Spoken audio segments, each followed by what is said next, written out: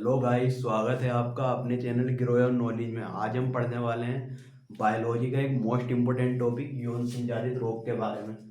तो बहुत ज़्यादा इम्पोर्टेंट टॉपिक है ये, छोड़ना नहीं है, कभी भी बोर्ड एग्जाम में आ सकता है।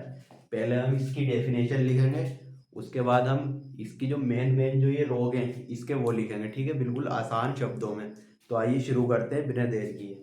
तो यौन संचारित रोग क्या होते हैं? मतलब वह रोग होते हैं जो मैथुन सेक्सुअल इंटरकोर्स के द्वारा फैलते हैं, उन्हें यौन संचारित रोग कहते हैं, ठीक है। मतलब कोई भी रोग या संक्रमण जो मैथुन के द्वारा फैलता है उसे यौन संचारित रोग कहते हैं, ठीक है। तो इसकी डेफिनेशन लिख लेते हैं। कोई भी रोग या संक्रमण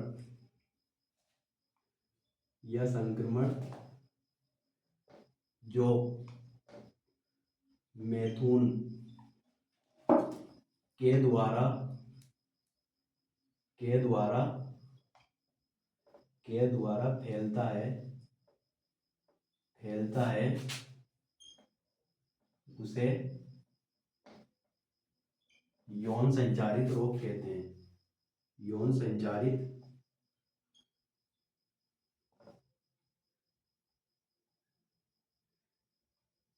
रोग कहते हैं, ठीक है, उसे यौन संचारित रोग कहते हैं, ठीक है। अब हम इसका एग्जाम्पल लिख लेते हैं। जैसे एग्जाम्पल, हेपेटाइटिस बी, आपने नाम सुना होगा, ठीक है। हेपा हेपेटाइटिस हेपेटाइटिस बी, ठीक है। और जननिक मत्स्य, ठीक है, जाननिक जाननिक मत्स्य जाननिक मत्स्य जो मत्स्य हो जाते हैं, ठीक है, वो भी इसी में आता।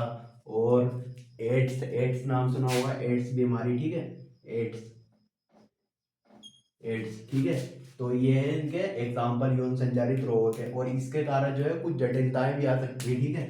इसके कारण कुछ जटिलताएं भी आ सकती हैं, ये भी लिख लेते हैं। इसके कारण कुछ जटिलताएं भी आ सकती हैं। कुछ जटिलताएं भी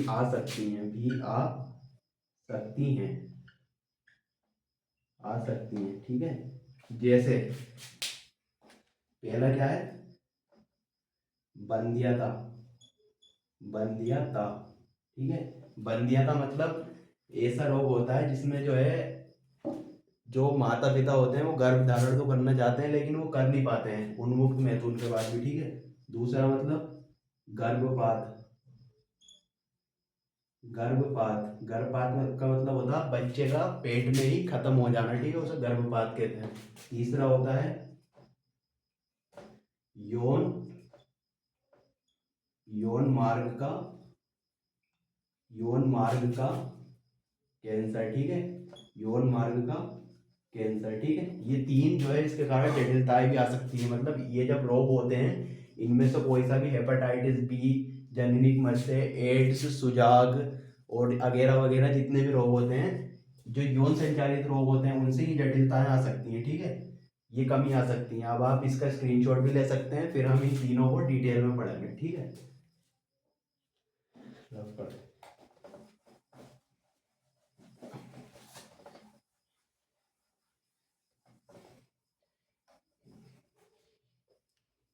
पहला है हेपेटाइटिस, ठीक है।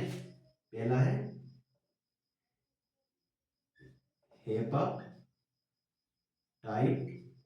Hepatitis hepatitis B. और इसका दूसरा नाम है यकृत शोध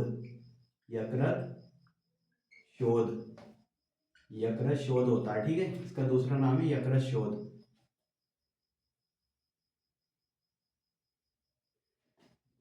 पहला है यौन संचारित रोग, ये, ठीक है। तो ये जो है एक विषाणु जनित रोग है, ठीक है। इसके हम टॉपिक में लिखेंगे, इसे डाल देते हैं 1 नंबर, ठीक है। 1 नंबर, पहला रोग पढ़ रहे हैं अभी। इसका पहला क्या है?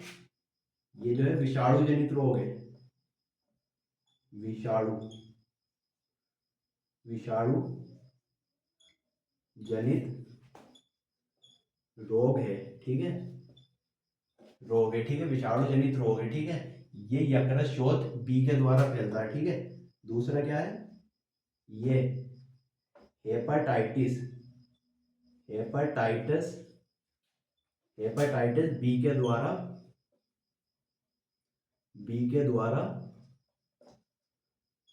फैलता है, ठीक है, हेपाटाइटिस बी के द्वारा फैलता है, ठीक है। और तीसरा, हेपाटाइटिस बी के द्वारा फैल सकता है और क्या होता है, असुरक्षित यौन संबंध के द्वारा, और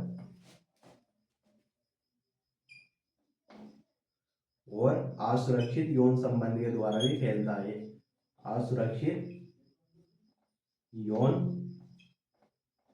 संबंध, ठीक है। दो तरीकों से ये फैलता है। और तीसरा क्या है, इसे पूरी तरह ठीक नहीं किया जा सकता, इसे पूरी तरह ठीक नहीं किया जा सकता है, ठीक है, ठीक नहीं किया जा सकता है, ठीक नहीं किया जा सकता है, ठीक है। ये हमने हेपेटाइटिस बी के बारे में पढ़ लिया, जितना ही पढ़ना था इतना ही लिखना है, इससे ज़्यादा नहीं लिखना, ठीक है। अब हम दूसरा पढ़ेंगे, इसका स्क्रीनशॉट भी ले सकते हो।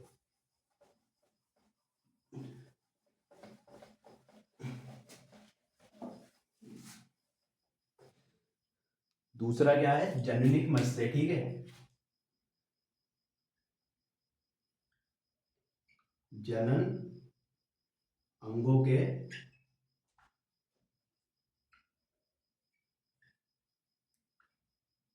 मत्स्य, ठीक है।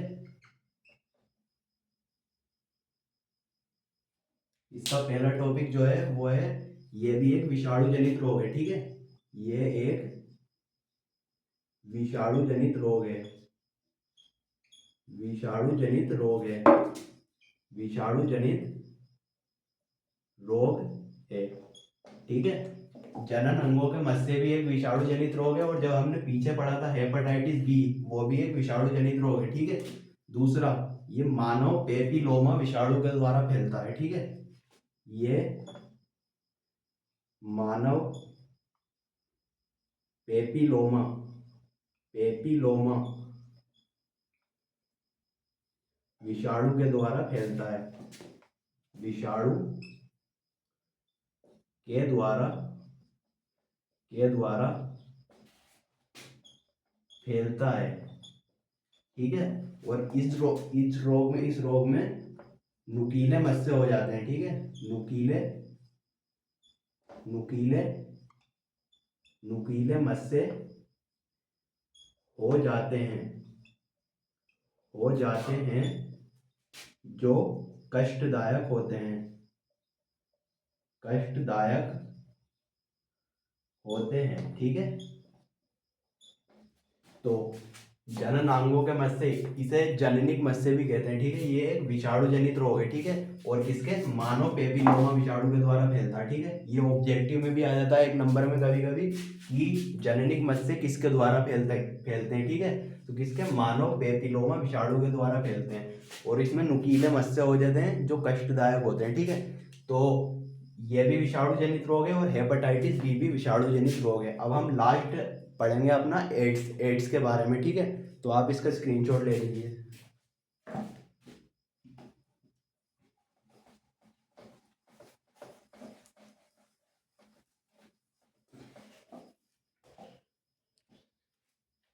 तीसरा है एड्स, ठीक है,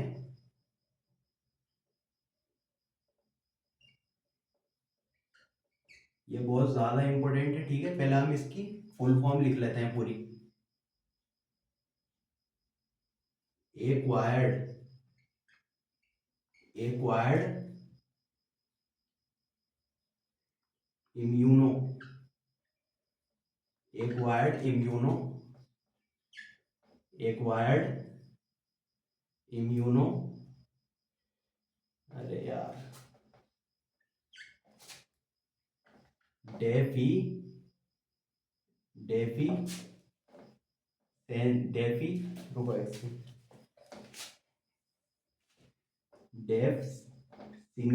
डेफिशिएंसी सिंड्रम, ठीक है। अरे यार ये चली गई। सिंड्रम, सिंड्रम, ठीक है। तो इसकी फुल फॉर्म है एक्वायर्ड इम्यूनो डेफिशिएंसी सिंड्रम, ठीक है। तो इसका रोग का मतलब क्या होता है? इम्यूनो मतलब होता है प्रतिरक्षा तंत्र, प्रतिरक्षा तंत्र, ठीक है। और डेफी इसका मतलब होता है कमी, कमी आना, ठीक है। मतलब ये एक ऐसा रोग है जो हमारे पूरे प्रतिरक्षा तंत्र को क्या कर देता है? तो प्रतिरक्षा तंत्र को कमजोर कर देता है, ठीक है। कमी आना, डेफिशिएंसी का मतलब। तो यह एक ऐसा रोग है, ऐसा रोग है जिसमें, यह एक ऐसा रोग है जिसमें हमारा हमारा प्रतिरक्षा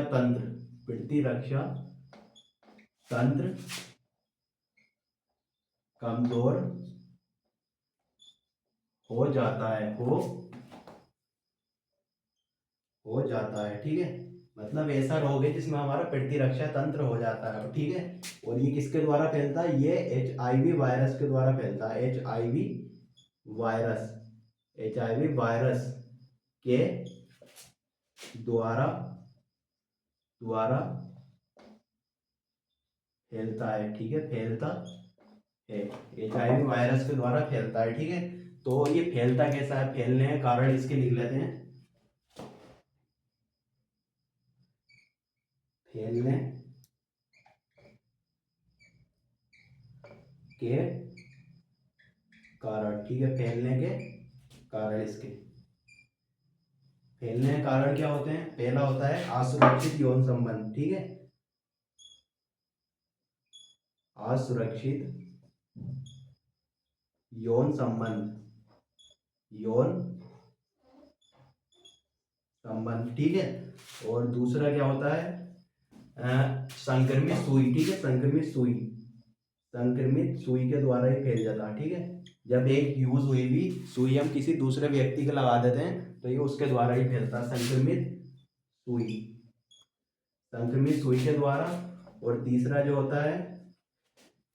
होता है रक्त स्थानांतरण। जब हम किसी दूसरे को रक्त देते हैं तो उसके द्वारा ही फैल जाता है। किसी को एड्स है, वो अपना ब्लड किसी दूसरे व्यक्ति को देगा तो वो एड्स जो है ब्लड के साथ दूसरे व्यक्ति के अंदर चला जाता है, ठीक है। तो रक्त स्थानांतरण के द्वारा ही फैलता है, ठीक है। ये 3 कारण है इसके फैलने के। इसे कारण की जगह इसे संचरण भी कहते हैं, ठीक है। संचरण संचरण इसका संचरण ऐसे होता है, ठीक है, इन 3 कारणों से। अब हम लिख लेते हैं इसका लक्षण क्या क्या है, लक्षण, ठीक है। अब इसको रफ कर देते हैं, इसके लक्षण। इसका स्क्रीनशॉट भी ले सकते हैं।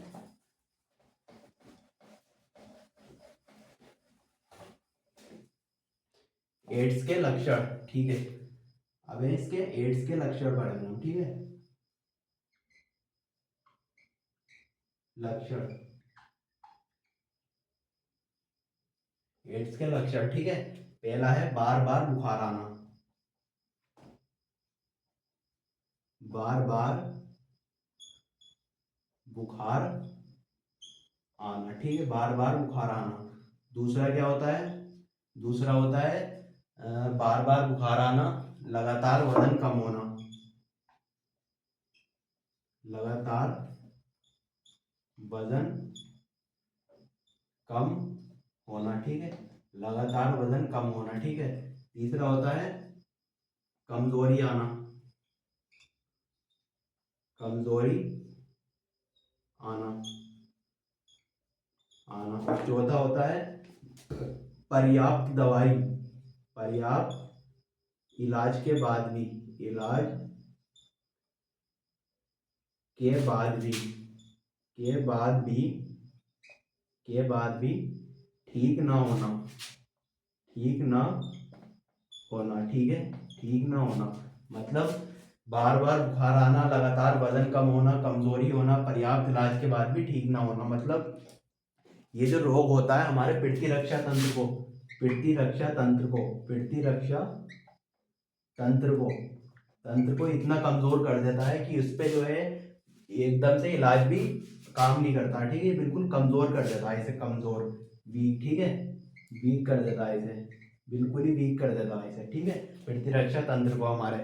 तो इसका जो उद्भव काल होता है, उद्भव काल मतलब कब तक रहता है ये, उद्भव काल, उद्भव काल, उद्भव काल जो रहता है इसका वो रहता है 6 से 10 महीने, ठीक है, 6 से 10 महीनों तक रहता है, 10 महीनों तक रहता है, ठीक है, 6 से 10 महीनों तक इसका उद्भव काल रहता है, मतलब इतने, इससे पहले ही ठीक नहीं होता।